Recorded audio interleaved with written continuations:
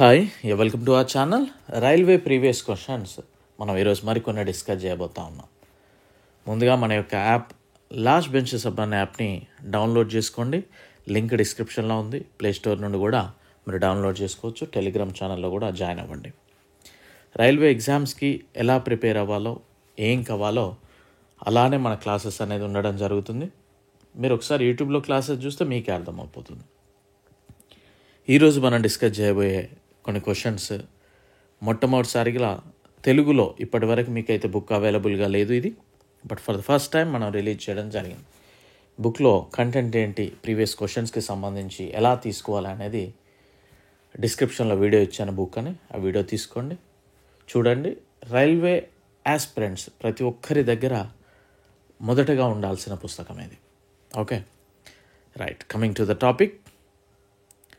Page number మీ యొక్క బుక్లో 307 ఉంటుంది. ఇది త్రిమూర్తి, బ్రహ్మ, విష్ణు మరియు మహేశ్వర ముఖాన్ని చూపే విగ్రహం ఏ గుహలో ఉంది? ఏనుగు. భారతదేశంలో ఎలిఫెంటా కేవ్స్ ఇది. ఓకేనా, Elephanta caves actually Elephanta caves మనకి ఈజీగా అర్థమవుతుంది. భారతదేశంలో జహాద్ మరియు బుత్సిఖాన్ వంటి పదాలు మొదట దేని పేరుతో అనుబంధించబడ్డాయి? మహమ్మద్ గజ్నీతో. సోమనాథ్ దేవాలయంపై ఎప్పుడు దండెత్తారు అంటే క్రీస్తు శకం 1025. ఎన్నిసార్లు దండెత్తారు అనేది కూడా తెలియజేయండి. సుల్తాన్ గర్హి అంటే ఢిల్లీని ఎవరు స్థాపించారు? ఇల్టుట్మిష్. సియాసత్నామా పేరుతో ఒక పుస్తకంలో ఇక్తా అనే పదం నిర్వహించబడింది. పుస్తక రచయిత ఎవరు? సియాసత్నామా అనే పుస్తక రచయిత ఎవరండి? నిజాం ఉల్ ముల్క్. సో నిజాం ఉల్ ముల్క్ అనగానే మనకు గుర్తుకు రావాలి చదివే విధానం. ఈయన ఏ మొఘల్ దగ్గర ఉండేవాడు, ఈయన ఎప్పుడు అక్కడి నుండి వికెట్ అయి హైదరాబాద్కి వచ్చాడు, ఏ ఇయర్లో వచ్చాడు, ఏ సంస్థానాన్ని స్థాపించాడు, ఇవి మనం చదవగలిగితే, ఈ విధంగా క్వశ్చన్ ప్రిపరేషన్ అనేది మనం చదవగలిగితే డెఫినెట్లీ మీరు సక్సెస్ అయినట్లే.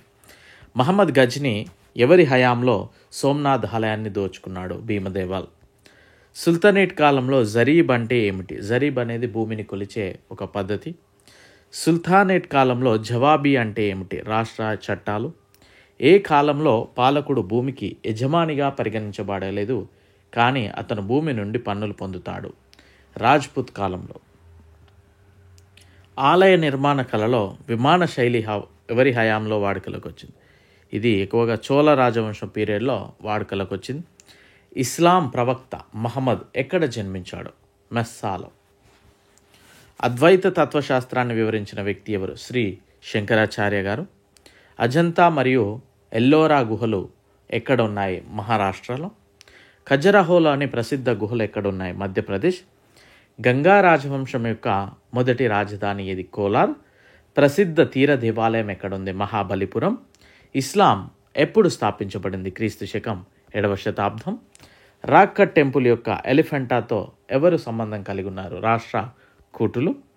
పృథ్వీరాజ్ రాసో అనే ప్రసిద్ధ రచనను ఎవరు రచించారు? చాంద్ భార్దాయ్.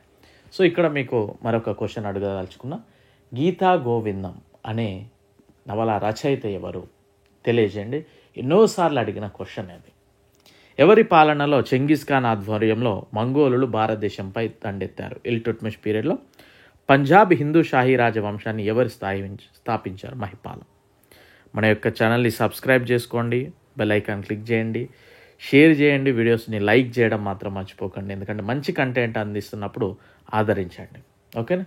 అండ్ మన యొక్క యాప్ లాస్ట్ బెంచెస్ అనే యాప్ని డౌన్లోడ్ చేసుకోండి. అతను తన తలపై ఆధిపత్యం చెలాయించే శక్తిని ఎన్నడూ అనుమతించడు. అప్రమత్తంగా ఉంటాడు మరియు తాను ఇతరులకు చెందిన వస్తువు మాత్రమేనని చెప్పుకుంటాడు. ఈ ప్రకటన ఎవరి గురించి తెలియజేస్తూ ఉందంటే జలాలుద్దీన్ ఖల్జీ. 13వ శతాబ్దంలో సైన్యంలో అత్యున్నత అధికారి ఎవరు? ఖాన్. బానిస రాజవంశానికి మొదటి పాలకుడు ఎవరు? కుతుబుద్దీన్ ఐబక్. అల్లావుద్దీన్ ఖల్జీ దండయాత్ర సమయంలో దేవగిరి పాలకుడు ఎవరు? రామచంద్రదేవ్. సో మీరు ఈ బానిస వంశం అయితే ఐడియా ఉంది కదా, ఈ పేర్లు, ఆ రాజుల పేర్లు ఆర్డర్ చెప్పడానికి ట్రై చేయండి. మహమ్మద్ గజనీతో పాటు భారతదేశానికి వచ్చిన పండితుడు ఎవరు? అల్ బెరుని. ఆగ్రా నగరాన్ని ఎవరు స్థాపించారు? సికిందర్ లోడి. ఢిల్లీ నుండి దౌలతాబాద్కి రాజధాని మార్చాలని ఎవరు ఆదేశించారు? మహమ్మద్ బిన్ తుగ్లక్. కుతుబ్ మినార్ యొక్క ఎత్తు ఎంత? 288 అడుగులు. ఢిల్లీ సుల్తానేట్ రాజవంశాల సరైన క్రమం? ఖల్జీలు, తుగ్లక్, సయ్యదులు, లోడీలు, తర్వాత చెప్పండి. కృష్ణదేవరాయలు ఎవరికి సమకాలికునులు? బాబర్. కృష్ణదేవరాయల ఆస్థానంలో 8 మంది దిగ్గజాలు ఎవరు? ఆయన ఆస్థాన మందిలో 8 మంది వాళ్ళు గొప్ప మంత్రులు. వాళ్ళ పేర్లు వీలుంటే తెలియజేయండి. విజయనగర సామ్రాజ్యం గురించి విస్తృతంగా వివరించిన విదేశీ రచయిత ఎవరు? ఫెర్నవో నూనిస్. లాహోర్లోని గజనీ రాజవంశం యొక్క చివరి పాలకుడు? ఖుస్రో మాలిక్. జమాత్ ఖానా మసీదును ఎవరు నిర్మించారు? అల్లావుద్దీన్ ఖల్జీ. ఏ సంవత్సరంలోనైనా భూ ఆదాయంలో పెరుగుదల 1/10వ వంతు లేదా 1/11వ వంతుకు మించరాదని ఏ ఢిల్లీ సుల్తానేట్ పాలకుడు విధించారు? గియాజుద్దీన్ తుగ్లక్. నాణాలపై ఉమాదన్ అల్ నిస్సాకి ఎదురుగా ఉన్న పాలకుడు ఎవరు? రజియా, అంటే కాయిన్ పాయింట్. పరిపాలనలో లంచాన్ని ప్రోత్సహించిన ఢిల్లీ సుల్తానేట్ ఏ పాలకుడు? ఫిరోజ్ షా తుగ్లక్ లంచాన్ని ప్రోత్సహించాడంట. అమీర్ ఏ సదాను నియమించిన మొదటి ఢిల్లీ సుల్తానేట్ ఎవరు? మహమ్మద్ బిన్ తుగ్లక్. మధ్యయుగ భారతదేశంలో తట్టన్పట్నం అనే పన్ను ఏ సంఘం నుండి విధించబడింది? గోల్డ్ స్మిత్, స్వర్ణకారుల నుండి. గురునానక్ ఎప్పుడు జన్మించారు? 1469లో. సో మన యొక్క ఛానల్ సబ్స్క్రైబ్ చేసుకోవడానికి ప్రయత్నం చేయండి. డెఫినెట్లీ మీకు చాలా ఉపయోగపడే కంటెంట్ మనం చెప్పుకుంటూ ఉంటాం. సో మనకి కొన్ని క్వశ్చన్స్ కొత్తగా కనిపించవచ్చు, వరి అవ్వాల్సిన అవసరం లేదు. ఎందుకంటే 100 క్వశ్చన్లు మనకు రావాల్సిన అవసరం లేదు. 100 క్వశ్చన్లో కొన్ని క్వశ్చన్ డెఫినెట్లీ మనం ఏ బుక్ చదివినా ఎక్కడ చదివినా కొన్ని కొత్తగానే కనిపిస్తాయి. వరి అవ్వాల్సిన అవసరం లేదు. మనం ది బెస్ట్ చదవడానికి ప్రయత్నం చేయాలి, ఖచ్చితంగా వస్తుంది. Okay. So thank you. I wish you very good luck. Bye.